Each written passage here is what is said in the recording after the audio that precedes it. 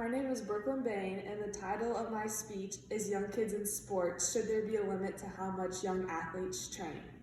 The purpose of this speech is to inform the oral communication class of why there should be a limit on how much young athletes train and can participate in. In the United States alone, roughly 30 million adolescents compete in some form of organized sports. Out of the 30 million, more than 3.5 million have sustained an injury. Of that, 40% have been deemed preventable, according to youth sports injuries and statistics. In the world today, it is perceived that of young kids, so many have to do things in spite of whatever to get what they want. But when this begins compromising the young athletes' futures is when the parents and coaches need to take a step back and reevaluate the actions. The pedestal of high feet that athletics has been placed on has led to many of the preventable injuries in the world today. Too much training, improper mechanics, incorrect shoe size can all lead to these preventable injuries that young kids face. Kids begin competing in sports around ages 3 to 5. Around ages 3 to 5, athletes are more about learning the more physical aspects of the sport. They're just learning how to compete in these sports like t-ball, soccer. They're just basically having fun as a kid. They're persuaded by their parents to join. It's mostly about grasping the skills and they have a limited attention span. From ages 6 to 7 is when they begin developing the skill and is when they begin practicing more.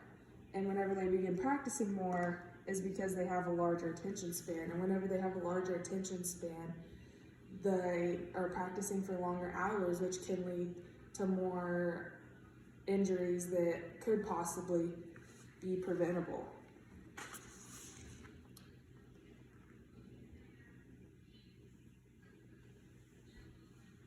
And then as young athletes begin getting more serious about playing, they begin dedicating more of their time to the sport, as I said.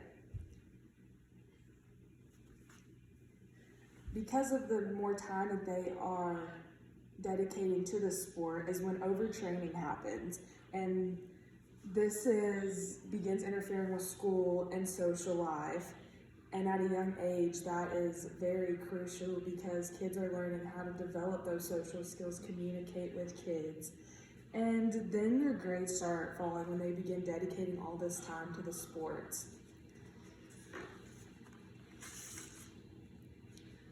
And according to Catherine Holcall, the amount per week average is 21 hours, including 13 hours of sports practicing and plus the recess and gym time these young athletes are having. This is an excessively large amount of time that these young athletes are spending practicing that can take away from their outside life.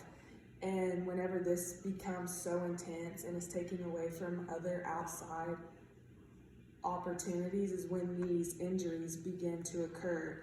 And the single biggest factor contributing to the dramatic increase in overuse injuries in young athletes is the focus on more intense and repetitive training, according to Hardy. And whenever the overtraining is taking place is when overuse injuries happen.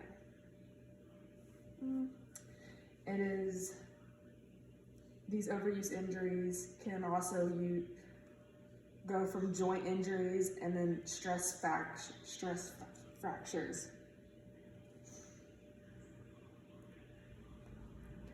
So whenever the risk of overuse injuries are more serious in the young ages. So the solution to all this is to limit the amount of time young athletes should be allowed to train because it allows them to also be a kid. Everything should be in moderation because young kids need moderation. They need that social life rather than dedicating all their time to sports, because when they dedicate all their time to sports at such a young age, they also get burnt out. The best recommendation is to moderate everything, and if they specialize in a sport, they need to replace some of their training with different forms of exercise, such as yoga and conditioning, to exercise these other muscles. As long as the safety rules and measures are being upheld, the coaches and trainers are putting the best interests of these young athletes first. All in all, preventable injuries are easily avoidable when the proper precautions are taken. Allowing the athlete to enjoy themselves while doing what they love will also help avoid these injuries. And as I said, as long as the parents and coaches have the best interest of the athlete, then they will reduce the risk of injuries, and preventing these avoidable injuries is most effective when the proper care of the body is taken. All in all, sports are good for all children, developing the right skills while being physically active. Thank you.